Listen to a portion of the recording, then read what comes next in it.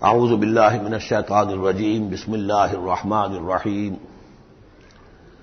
اقرأ بسم ربک الذی خلق خلق الانسان من علق اقرأ وربک الاکرم الذی علم بالقلم علم الانسان ما لم يعلم صدق اللہ العظیم رب اشرح لی صدری ویسر لی امری واحلل عقدۃ من لسانی یفقہوا قولی۔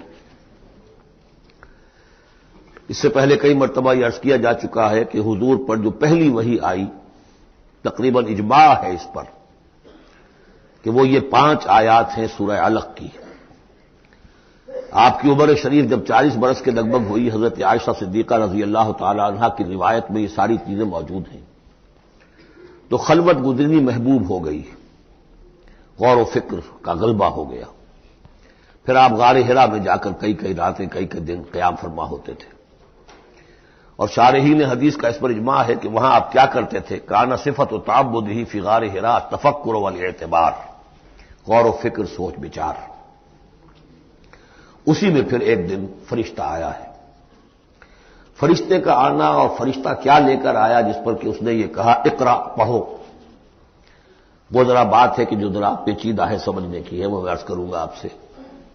روایت یہ ہے کہ فرشتے نے کہا اقرا، تو حضور نے فرمایا ما انا بقاری۔ فرشتے نے اپنے ساتھ بھیچا لگا کر سینے کے ساتھ، پھر چھوڑ دیا، کہا کہو اقرا۔ حضور نے پھر کہا میں ما انا بقاری۔ تیسری مرتبہ پھر کیا، 3 مرتبہ کرنے کے بعد پھر یہ اقرا بسم ربک الذی خلق۔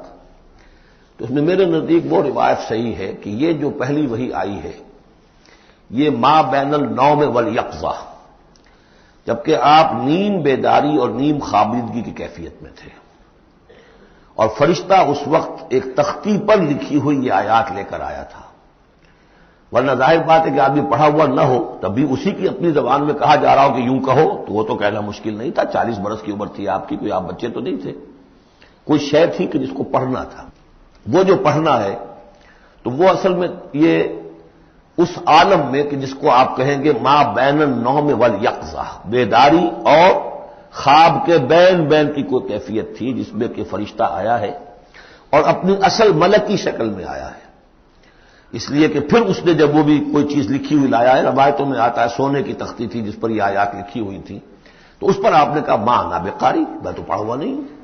اب بات اس کے ساتھ مطابقت رکھتی ہوئی ہے، لیکن پھر جو سینے کے ساتھ بھیچا ہے 3 مرتبہ، تو اس سے گویا کہ آپ کے اندر وہ استعداد پیدا ہو گئی، پھر آپ نے اس کو پڑھا۔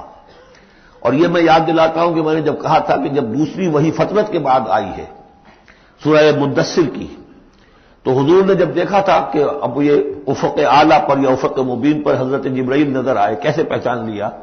وہی فرشتہ جو غار حرا میں آیا تھا، تو وہاں بھی وہ اپنی اصل ملکی شکل میں تھے، لیکن وہاں جو رویت حضور کو حاصل ہوئی تھی وہ پوری بیداری کی حالت کی نہیں تھی، ما بین النوم والیقظہ، یعنی کچھ نیم خوابی اور نیم بیداری کی کیفیت تھی، لیکن دیکھ لیا تھا حضرت جبرائیل کو ان کی اصل ملکی شکل میں اس وقت۔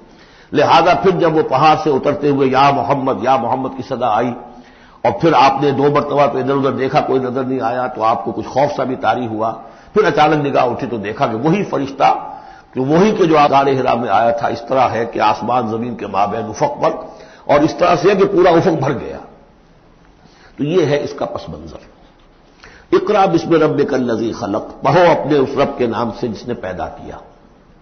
خلق الانسان من علق، انسان کو پیدا کیا اس نے اس جونک کی طرح کی چیز سے کہ جو رحم مادر میں چمٹ گئی تھی۔ اقرا وربک الاکرم، پڑھو اور تمہارا رب بہت کریم ہے، بہت کریم ہے، بہت مہربان ہے۔ الذی علم بالقلم، جس نے کہ تعلیم دی ہے قلم کے ساتھ۔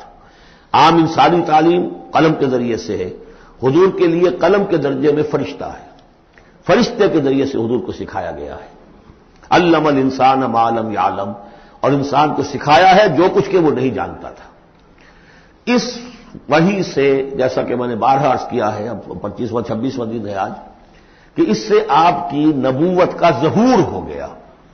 نبی تو پیدائشی طور پر نبی ہوتا ہے، لیکن اس کا ظہور ہوا ہے اس وحی کے ساتھ۔ البتہ اس میں کوئی تبلیغ کا حکم نہیں ہے، وہ تو پھر جب وہ وحی آئی ہے، جب کہ فرشتے کو دیکھا ہے افق اعلیٰ پر، افق مبین پر، اس کے بعد جب گھر گئے ہیں اور پھر آپ کمبل اوڑھ کر لیٹ گئے ہیں، دہشت کی کیفیت طاری تھی. پھر وہ سورہ مدثر کی آیات نازل ہوئیں، یا ایھا المدثر قم فانذر وربک فکبر. وہاں سے پھر آپ کی رسالت کا آغاز ہوا کہ اے لحاف میں لپٹ کر لیٹنے والے، اب کھڑے ہو جاؤ، انذار کرو، خبردار کرو لوگوں کو، اور اپنے رب کی کبریائی کا اعلان کرو اور اس کے کبریائی کے نفاذ کی جد و جہد کرو. یہ ہم پڑھ چکے ہیں کل سورہ مدثر میں. اس کے بعد میں نے عرض کیا تھا سورہ مدثر ہی میں 7 آیتوں میں حضور سے خطاب کے بعد پھر 3 آیتیں تھیں. فَإِذَا نُقِرَ فِي النَّاقُورِ فَذَلِكَ يَوْمَئِذٍ يَوْمٌ عَسِيرٌ عَلَى الْكَافِرِينَ غَيْرُ يَسِيرٌ. یہاں پھر دیکھیے، یہاں اب 3 آیتیں آ رہی ہیں، یہ آخرت کا فلسفہ بیان کر رہی ہیں. کَلَّا إِنَّ الْإِنسَانَ لَيَطْغَىٰ. کوئی نہیں، انسان طغیانی پر، سرکشی پر، زیادتی پر، ظلم پر، تعدی پر آمادہ ہو ہی جاتا ہے. کیوں ہو جاتا ہے؟ وہی حساس اور ذہین آدمی جو بیٹھا غور کر رہا ہے کہ یہ کیا ہو رہا ہے معاشرے میں، کیوں ظلم ہو رہا ہے، کیوں تعدی ہو رہی ہے، کیوں غلط روی لوگوں نے اختیار کی ہے. ہو جاتا ہے انسان. کیوں ہو جاتا ہے؟ الراہ استغنا، وہ اپنے آپ کو دیکھتا ہے کہ اس پر پکڑ کوئی نہیں. انگارہ زبان پر رکھوں گا تو جل جائے گی، جھوٹ بولوں گا کچھ بھی نہیں ہوگا، اگر میں کہیں زہر کھاؤں گا مر جاؤں گا، حرام کا مال کھاؤں گا کچھ نہیں ہوگا. کہ یہ دنیا جو ہے یہ فزیکل لاز پر چل رہی ہے، یہاں مورل لاز جو ہے آپریٹو نہیں ہے. اخلاقی قوانین ہیں تو صحیح موجود، انسان کے نفس میں ہے، یہ اچھائی یہ برائی، لیکن دنیا جو چل رہی ہے اس میں ان اخلاقی قوانین کا کوئی دخل نہیں ہے. وہ صرف فزیکل لاز پر چل رہی ہے. آگ جلا دے گی اور جھوٹ سے کچھ بھی نہیں ہوگا، چھالا بھی نہیں ہوگا. اور آپ نے اگر کہیں پر سنکھیا کھا لیا تو مر جائیں گے، اور آپ حرام خوری جتنی جائے کرتے جائیں کچھ نہیں ہوگا. یہ جو ہے کہ moral law is not operative, جبکہ فزیکل لا آپریٹو ہے. اس وجہ سے انسان جو ہے سرکشی پر، تعدی پر آمادہ ہو جاتا ہے. اب اس کا علاج کیا ہے؟ ان الی ربک الرجعی. یہ عقیدہ کہ تمہیں اپنے رب کی طرف لوٹ کر جانا ہے، حساب کتاب ہوگا، جواب دہی ہوگی. یہ یقین اگر دل میں بیٹھ جائے تو سیلف سینسر ہو جائے گا اس کے اپنے اندر. کوئی کام ایسا نہ کروں جس کی جواب دہی نہ کر سکوں، جانا ہے. گویا کہ حل جو ہے اس پورے معاملے کا، کسی معاشرے میں اخلاقی زوال آ چکا ہو تو صرف ایک ہے، اور وہ ہے آخرت کا یقین اگر ہوگا کہ ہر چیز کی جواب دہی ہوگی، حساب کتاب ہوگا. جس نے کوئی ذرے کے ہم بدل نیکی کمائی ہوگی وہ اس کو موجود پائے گا، اور ذرے کے ہم بدل بدی کمائی ہوگی. فمن یعمل مثقال ذرۃ خیرا یرہ ومن یعمل مثقال ذرۃ شرا یرہ. جب تک یہ نہیں ہوگا، واقعہ یہ ہے کہ انسان جو ہے ظلم، تعدی، جہاں کہیں بھی ہاتھ پڑ سکتا ہے کوئی نہ کوئی غلط حرکت کرے گا. اب اس کے بعد تیسرا حصہ وہاں تھا ولید بن مغیرہ سے متعلق، اور یہاں تیسرا حصہ جو ہے وہ متعلق ہے ابو جہل کے. ارایت الذی ینہا، کیا تم نے دیکھا اس شخص کو کہ جو روکتا ہے، عبدا اذا صلی، ہمارے ایک بندے کو جبکہ وہ نماز پڑھتا ہے. یہ کچھ ظلم اور زیادتی ہوئی ہے 2 مختلف مراحل پر. 2 واقعات تو ہمیں ایسے ملتے ہیں کہ حضور کو نماز سے روکا گیا اور آپ کو ایذا پہنچائی گئی اور کوئی غیر معمولی واقعہ نہیں ہوا. ایک مرتبہ حضور صلی اللہ علیہ وسلم سجدے میں تھے تو بیٹھے ہوئے تھے دور پہ کچھ وہ ابو جہل اور اس کے ساتھی. انہوں نے کہا کہ کوئی ہے ذرا جو فلاں جگہ پر اونٹ ذبح ہوا، اس کی اوجڑی پڑی ہوئی ہے، وہ اوجڑی لا کے محمد کی گردن پہ رکھ دو جب یہ سجدے میں جائے. تو حضور سجدے میں گئے تو وہ اوجڑی لا کے، اونٹ کی اوجڑی بری ہوئی وہ لا کے رکھ دی. تو آپ سر نہیں اٹھا پا رہے تھے. پھر حضرت فاطمہ کو معلوم ہوا، وہ آئی ہیں دوڑتی ہوئی، پھر انہوں نے وہاں سے اس کو ہٹایا ہے. اور تو اس وقت ایک زیادتی یہ کی گئی، اس وقت کوئی غیر معمولی واقعہ نہیں ہوا، یعنی کہیں اللہ تعالیٰ نے پکڑا نہیں اسے. ایک موقع پر یہ ہے کہ حضور نماز پڑھ رہے تھے تو وہ آیا، اس نے آپ کی گردن کے اندر چادر ڈال کر اس کا ایک پھندا سا بنا کے کھینچا کہ آپ کی آنکھیں ابل پڑی. لیکن تیسرا واقعہ آتا ہے کہ ایک موقع پر حضور صلی اللہ علیہ وسلم نماز پڑھ رہے تھے تو اس نے ڈانٹا اور کہا کہ محمد میں نے تمہیں منع کیا مت نماز یہاں پڑھا کیا کرو. اور وہ پھر آگے بڑھا کوئی اقدام کرنے کے لیے، پھر پیچھے ہٹ گیا. لوگوں نے کہا کیا ہوا؟ تو کہا کہ مجھے اپنے اور محمد کے درمیان ایک کھائی نظر آئی جس میں کوئی پروں والی مخلوق تھی اور وہ میری ٹکا بوٹی کرنے کو تیار تھی. اس سے خوف کھا کر وہ پیچھے ہٹ گیا. تو مجھے جہاں تک محسوس ہوتا ہے وہ یہ ہے کہ جب تک تو حضور کو ابو طالب کی پروٹیکشن حاصل تھی، اس وقت تک کا معاملہ تو پہلے 2 واقعات ہیں. لیکن پھر جب آپ آئے ہیں اور طائف سے واپس آئے ہیں اور اللہ تعالیٰ کی طرف سے خصوصی پروٹیکشن آپ کو ملی ہے، اس کے بعد کا واقعہ وہ ہے کہ جس کا کہ یہاں تذکرہ ہو رہا ہے.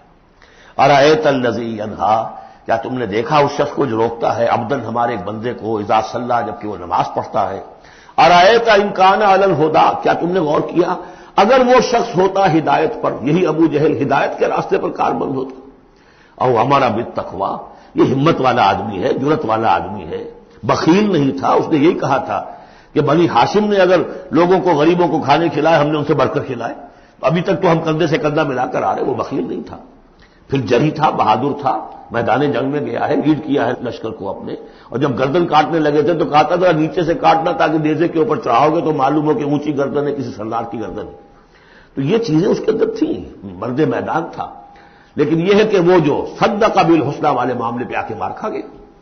لیکن یہ کہ اگر یہی شخص ایمان لے آیا ہوتا، ہدایت پر ہوتا، تقویٰ کی تعلیم دیتا، تو آپ سمجھیے پھر کیا ہوتا، گویا کہ ایک اور عمر فاروق مل گیا ہوتا اس امت کو۔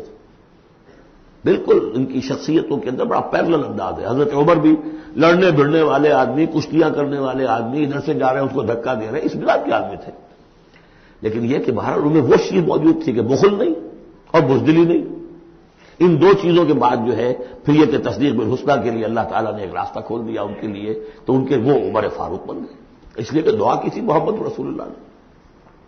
ارایت ان کذب وتولی، کیا تم نے سوچا کہ اس نے جو جھٹلایا ہے منہ موڑ لیا ہے، الم یعلم بان اللہ یرا، کیا یہ جانتا نہیں کہ اللہ دیکھ رہا ہے، کلا لئن لم ینتہی، ہرگز نہیں اگر یہ باز نہ آیا، لنسفعا بالناصیہ، ہم گھسیٹیں گے اس کی چوٹی کے بال پکڑ کر، ناصیۃ کاذبۃ خاطیہ، یہ پیشانی کہ جو خطا کار ہے، جھوٹی ہے، فلیدعو نادیہ، تو بلا لے وہ اپنی پارٹی کے لوگوں کو، بلا لے اپنی مجلس کے لوگوں کو، ہم نشینوں کو، سندعو الزبانیہ، ہم بلا لیں گے جہنم کے فرشتوں کو، کلا لا تطعہ واسجد واقترب، اے نبی آپ اس کی بات نہ مانیے، آپ سجدہ کیجئے اور اللہ سے قریب ہو جائیے۔